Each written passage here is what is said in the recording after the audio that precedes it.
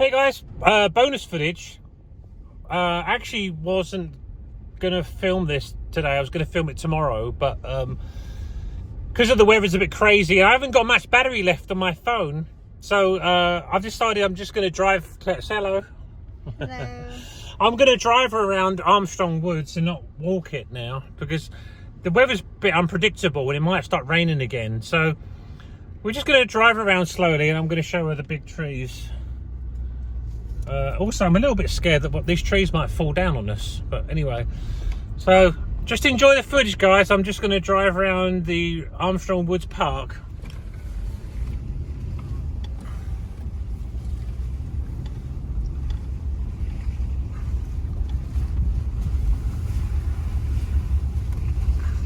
Yeah, no, you don't. Huh? Yeah, they allow you to drive a car around here. Really big. Huh? Really big tree. Oh my god. You think this is Big. scary or not? Yeah. Scary? Yeah. Really? Look at these trees. Oh my god. It's really big tree. There's a big one over there. We should maybe go out and walk around, really, but I'm gonna get wet again, I think.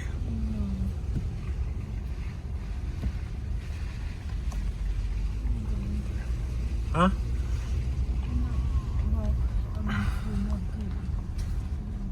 Look at this one. You see?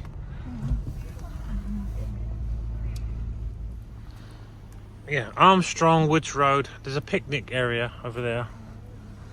Look at these big buggers. They're enormous. Look at the size of them. Alright, let's go up here. Look at that. What?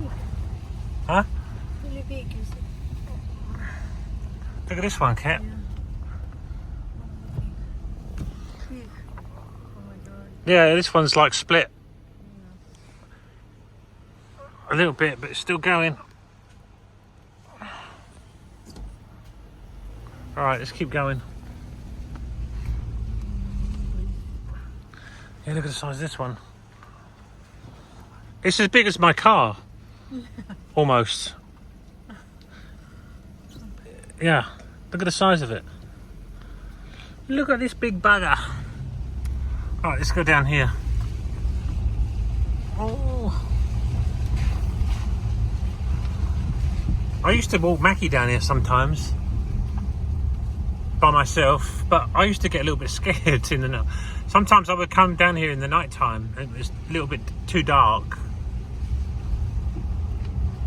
But it's a good exercise. So Kat, that's the bottom of the tree when it's fallen over. That's the bottom part of the stump underneath the roots. Alright, this would be a disservice if I don't get out. Why? Well, because I think the people on YouTube aren't going to see how big this thing is. Come outside. I'm gonna give you a proportion size. I think otherwise people just don't know how big it is. So look how tall this is. So Kat, go over there and stand next to it.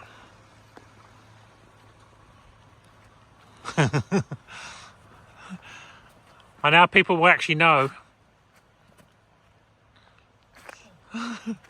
Darling, what's the Thai word for tree? What? What's the name of tree? I don't know. ต้นสนเหรอ Oh. ต้นสน Son ton. สน Son.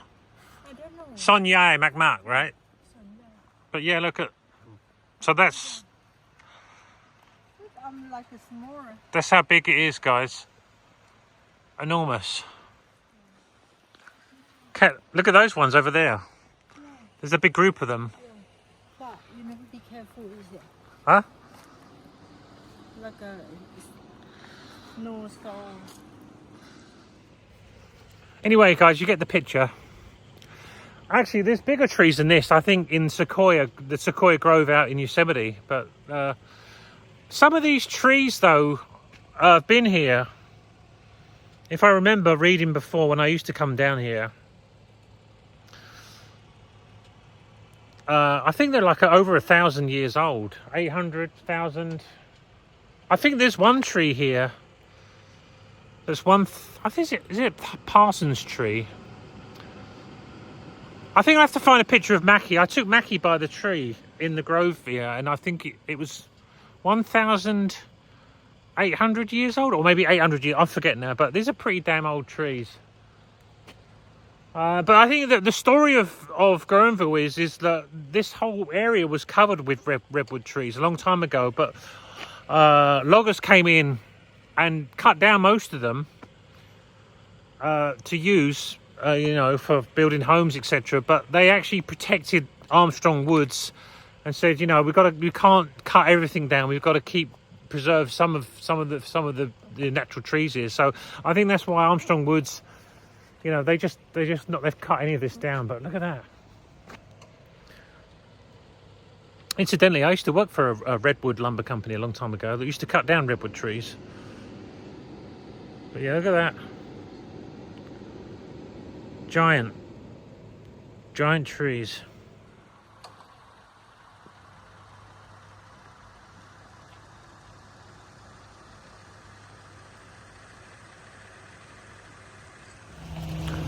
All right, I'm gonna get back in the car. Just a little bit of bonus footage for you, but nothing much else to tell really. The only interesting fact that I will share with you guys, let me get back in the car.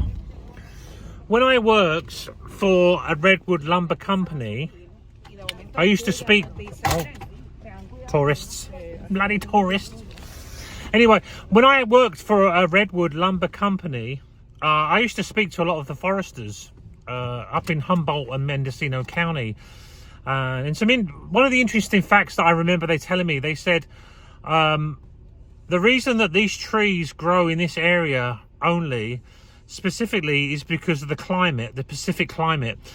These large redwood trees, they actually pull 50% of the water from under the ground. And then the other 50% they actually get from the air, from the Pacific coast, the moisture of the air, right? That's why they tend to grow so big. Like, it's the perfect conditions for them to grow this big. All along the Pacific coastline here in California, but you won't find this anywhere else in America as much as it is here.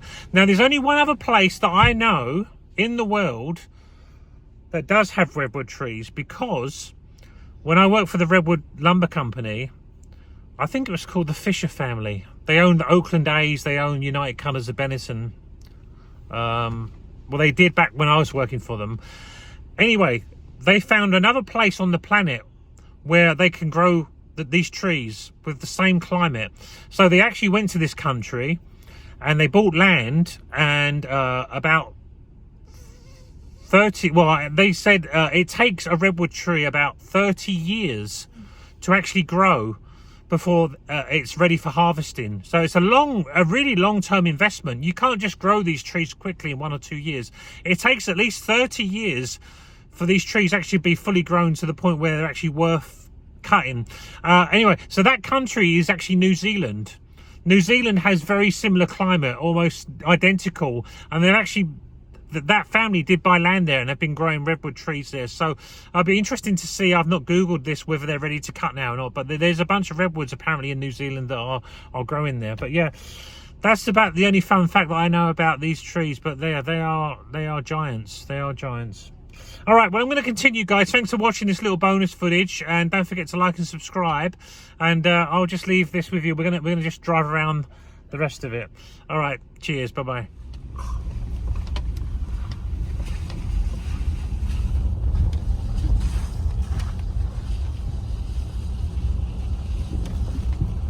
Big bump.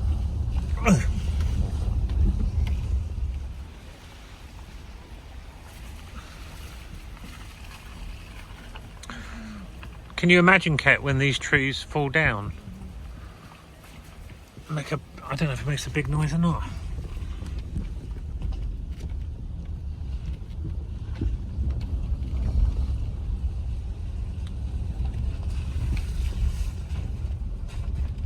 Have picnic.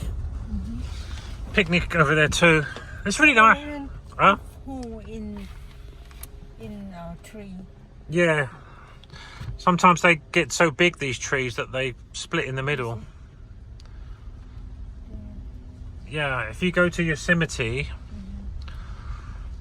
they have ones where you can actually drive through the middle of them because they're so big. All right, we're going to turn around now, start heading back and exit out.